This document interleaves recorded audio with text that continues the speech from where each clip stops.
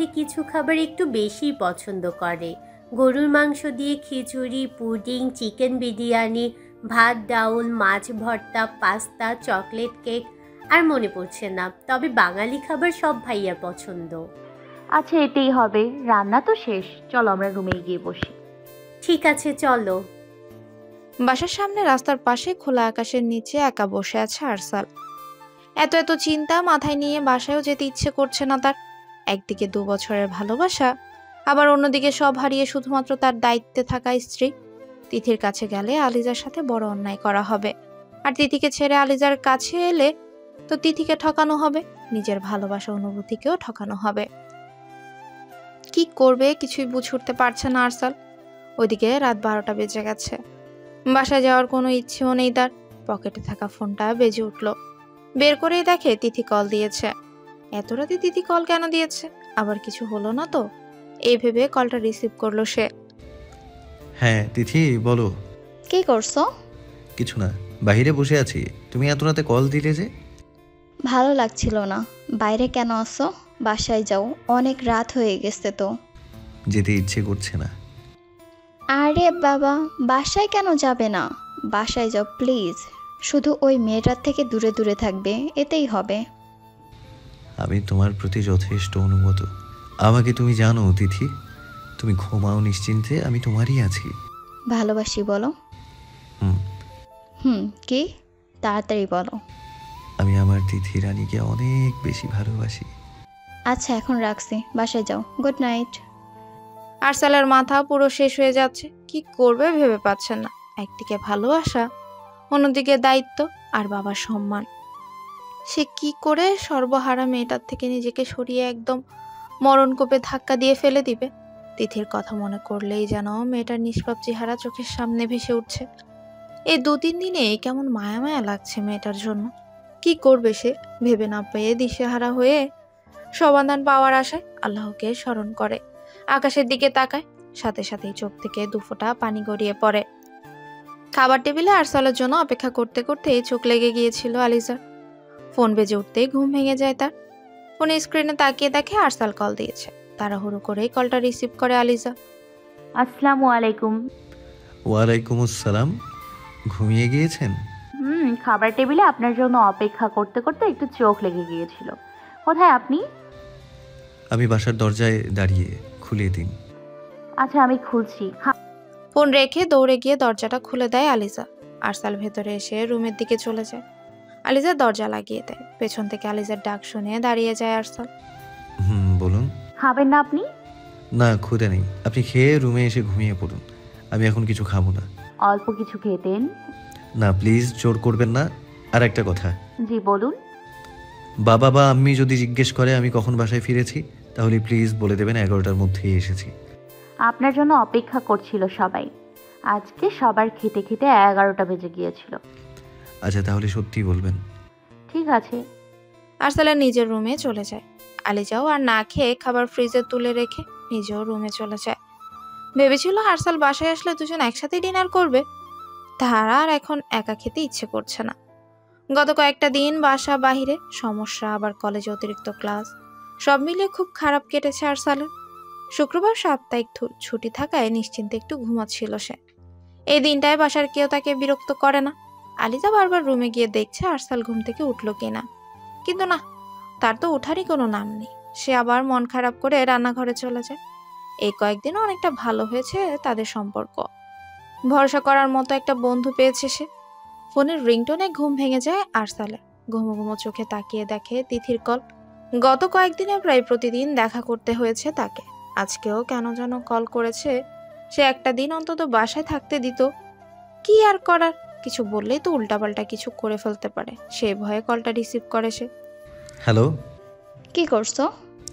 ঘুমাচ্ছিলাম। তুমি তো জানো আজকের দিনটা আমি বিশ্রাম নেই। আজকে কোনো বিশ্রাম নিতে হবে না। বিকেলে তুমি বের হবে, আমি অপেক্ষা করব। জায়গার নাম টেক্সট করে দেব। এখন ওঠো, আর ঘুমাতে হবে না, অনেক ঘুমিয়েছো। ওঠো, খেয়ে নাও। তিথি। ওঠো ওঠো, কোনো কথা না। উঠছি। শোনো, I love you. Love you too. আচ্ছা থাকো, রাখছি আমি। ঠিক আছে। ফোন কাটতেই দেখে আলিজা রুমে আসছে। তাড়াতাড়ি ফোন রেখে চোখ বন্ধ করে নেয়। এই মেয়ের থেকে দূরে দূরে থাকতে হবে। কথা বলা যাবে না, দিনকে দিন অভ্যাস হতে যাচ্ছে কথা বলায়। চুপ করে থাকলে কেমন অন্যরকম লাগে। বেশি ভালো বর হতে হবে না, প্রয়োজন নেই। হ্যাঁ, আলিজা রুমে এসে ঘড়ির দিকে তাকায়। ঘড়িতে প্রায় 12:30 বেজেই যাচ্ছে। আজ তো শুক্রবার, এখনই না ডেকে দিলে নামাজে যেতে পারবে না। আলিজা গিয়ে আরসালের মাথার পাশে বসে। ঘুমন্ত অবস্থায় কি সুন্দর লাগে তাকে। দেরি হয়ে যাচ্ছে দেখে আরসালকে ডাকতে থাকে। কয়েকবার ডাকার পর চোখ খুলে তাকায় সে। আজকে শুক্রবার, বিশ্রামের দিন, একটু ঘুমাতে তো দিবেন, তাই না? আসলে 12:30 বেজে যাচ্ছে, আজান দেবে, মসজিদে যাবেন না? হ্যাঁ যাব, উঠছি। আপনি ফ্রেশ হয়ে নিন, আমি আপনার জন্য নাস্তা নিয়ে আসছি। আলিজা উঠে চলে যাবে এমন সময় আরসাল তাকে থামিয়ে দেয়। আলিজাও চুপচাপ বসে যায়। নিজের মুখের অবস্থা দেখেছেন? মুখটা ধুয়ে নেবেন। কেন, কি হয়েছে? আয়নায় গিয়ে দেখুন একটু। আলিজা আরসালের কথা মতো আয়নার সামনে চলে যায়। রান্না করার সময় কোনোভাবে মুখে হলুদ লেগেছে। আলিজা আয়নায় নিজেকে এভাবে দেখে হাসতে থাকে। দরজার দিকে গিয়ে দেখে। আপনি ফ্রেশ হয়ে নিন, আমি নাস্তা দিয়ে যাচ্ছি বলেই চলে যায়। বিকেলবেলা তিথি আর আরসালের শপিং করা ঘোরাঘুরি শেষ করলে তিথিকে বাসায় নামিয়ে দিতে যায় আরসাল। তিথি তাকে জোর করে বাসায় নিয়ে যায়। বাসার সামনে থেকে চলে যাওয়া খারাপ দেখায় তাই, কিন্তু আরসাল যেতে চায় না। তিথির জন্য যেতে বাধ্য হয় সে। দরজার লক খুলে বাসায় প্রবেশ করে তারা। অন্ধকার থাকায় লাইট অন করে তিথি। আরসাল এদিক ওদিক দেখছে। আজকে প্রথম আসলো সে, কিন্তু বাসায় কেউ নেই। তিথির বাবা মারা তো থাকার কথা। কি হলো, দাঁড়িয়ে আছো কেন? এসো, এদিকে আমার রুম। এখানে বসি, সমস্যা নেই। এখানে কেন বসবে? আমার রুমে এসে বসো, আমি চা করে দিই। আঙ্কেল আন্টি কোথায়? মামা বাড়ি গিয়েছে সকালে। কখন আসবে? 2 দিন পর। তার মানে বাসায় তুমি একা?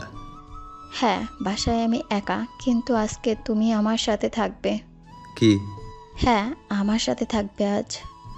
তিথি, কোনোভাবে তোমার মাথায় সমস্যা হয়নি তো? মাথায় কেন সমস্যা হবে? আমি কেন থাকবো এখানে?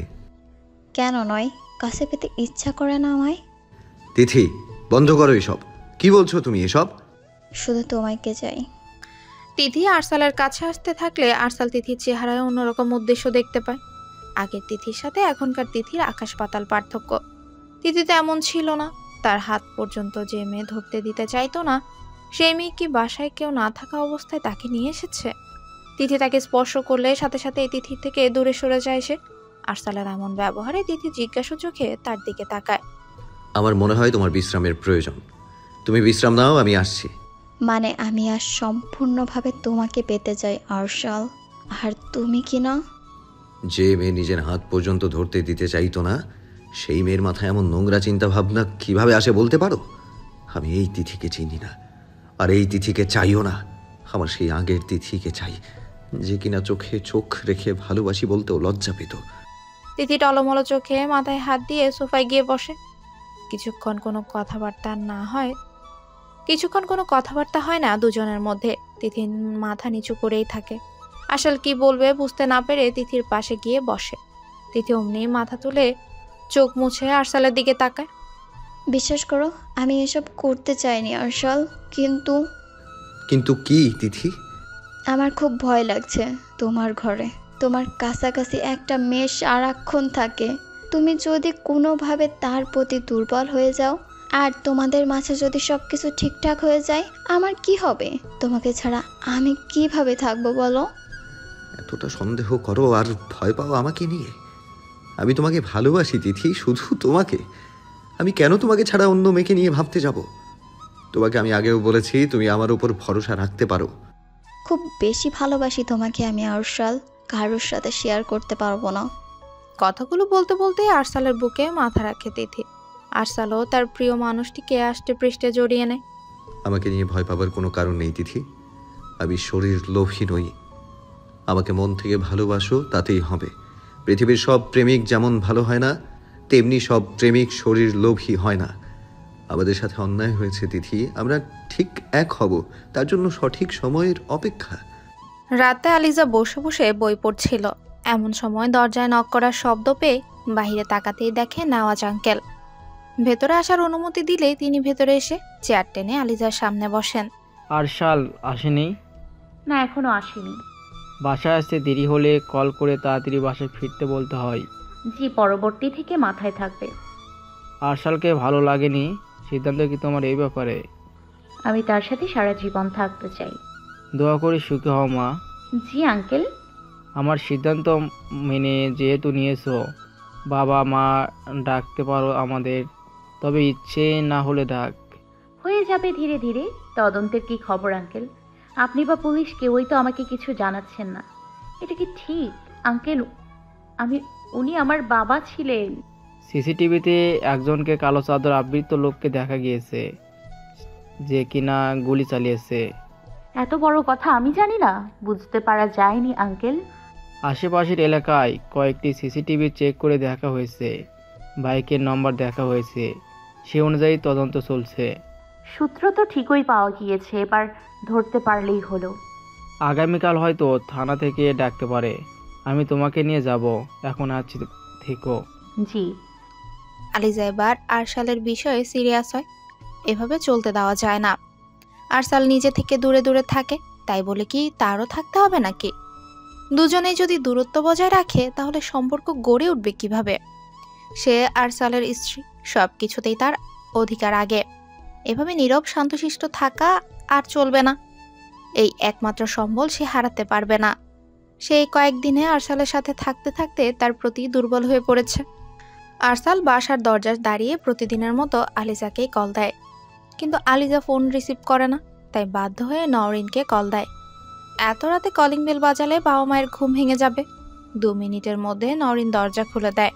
প্রতিদিন এমন দেরি হয় কেন ভাইয়া? তুমি বিয়ের পরও প্রতিদিন তিথির সাথে দেখা করছো না তো? তিথি আপু বলতি সব সময়, ভাবিও বলতি, কিন্তু এখন কি হলো? সেটা তোমার জন্য বলতে হতো। মন থেকে আমি তাকে একদম পছন্দ করতাম না, মেয়েটাকে একটুও ভালো লাগে না। নওরিন, কথা ঠিক করে বল। আগে শুনেছি ছোটরাও বুঝ, কিন্তু বুঝতে সময় নেয়। তোমাকে দেখে ধারণা পাল্টে গেল। চোখে যে পট্টি পরে আছো সেটা দয়া করে খুলে ফেলো। তোমার ঘরে পরীর মতো সুন্দর একটা বউ আছে ভাইয়া, তাকে ঠকিও না প্লিজ। বিয়ে যেভাবেই হোক তোমরা এখন স্বামী স্ত্রী। আলিজা ভাবি কেউ নেই একমাত্র তুমি ছাড়া, তার প্রতি কঠোর হইও না। যা রুমে যা, অনেক কথা বলতে শিখে গিয়েছিস। আলিজা ভাবি তোমায় ভালোবাসে ভাইয়া, আর তুমি যদি এখনো তিথির সাথে যোগাযোগ রাখো তবে তাকে পরকীয়া বলে। আপাতত এই বইটা নাও, আশা করছি অবসর সময়ে পড়বে। ইসলামিক একটা বই আরশালের হাতে ধরিয়ে দিয়ে নওরিন নিজের রুমে চলে যায়। আরশাল তাকিয়ে থাকে আর ভাবে এত কিছু জানা সত্ত্বেও কেন সে এটা করছে। সে তো খুব খারাপভাবে ঠকাচ্ছে আলিজাকে। কেন করছে সে এমন? বইটা হাতে নিয়ে রুমে প্রবেশ করে আরশাল। রুমে এসে দেখে আলিজা ঘুমিয়ে গেছে। বুকের ওপর বই রয়েছে, হয়তো বই পড়তে পড়তেই ঘুমিয়েছে। সে আস্তে করে বইটা নিয়ে পাশে রেখে দেয়। আলিজা অমনি আরশালের হাত জড়িয়ে পাশে ফিরে। আরশাল আলিজার হাত থেকে সরাতে পারল না হাতটা। আলিজার স্পর্শ পেয়ে বুঝতে পারে তার হাতটা প্রচন্ড গরম। তার মানে কি আলিজার জ্বর এসেছে? কপালে হাত দেয় দেখার জন্য। সে যা ভেবেছিল তাই, আলিজার প্রচন্ড জ্বর এসেছে। নিজের কাছে নিজেকে কেমন ছোট লাগতে শুরু করলো তার। বিয়েতে তো আলিজারও মত ছিল না মেয়েটার সাথে সে সত্যি সত্যি অন্যায় করছে, কিন্তু সে তো তিথিকে ভালোবাসে। কি করবে কিছু বুঝতে পারছে না। আলিজাকে ডাকতে থাকে। মেয়েটা হয়তো কিছুও খায়নি। কিছু খেয়ে ওষুধ খেয়ে নিলে একটু কমবে জ্বরটা। আরশালের ডাক শুনে আলিজা চোখ মেলে তাকায়। উঠুন, খেয়েছেন কি কিছু? মাথা নাড়িয়ে না জানায়। উঠুন, খেতে হবে, গায়ে অনেক জ্বর, কিছু খেয়ে ওষুধ খাবেন, চলুন। না আরশাল, আমি কিছু খাবো না। কেমন কাটলো আপনার বিকেল, সন্ধ্যা, রাত? মানে? কেন করলেন আপনি আমার সাথে এমন? কি করেছি আমি? আপনি বিয়ের দিন আপনার বাবাকে না বলতে পারলেও আমাকে তো বলতে পারতেন, আমি বিয়ে ভেঙে দিতাম। পুরো দুনিয়ার সাথে আপনিও আমাকে ঠকালেন। কেন আরশাল? আমি কি ক্ষতি করেছিলাম আপনার? কি বলছেন আপনি? আমাদের একসাথে থাকা তো কম দিন না। আপনি অন্য কাউকে ভালো না বাসলে ঠিক আমাকে সময় দিতেন, কাছে আসতেন।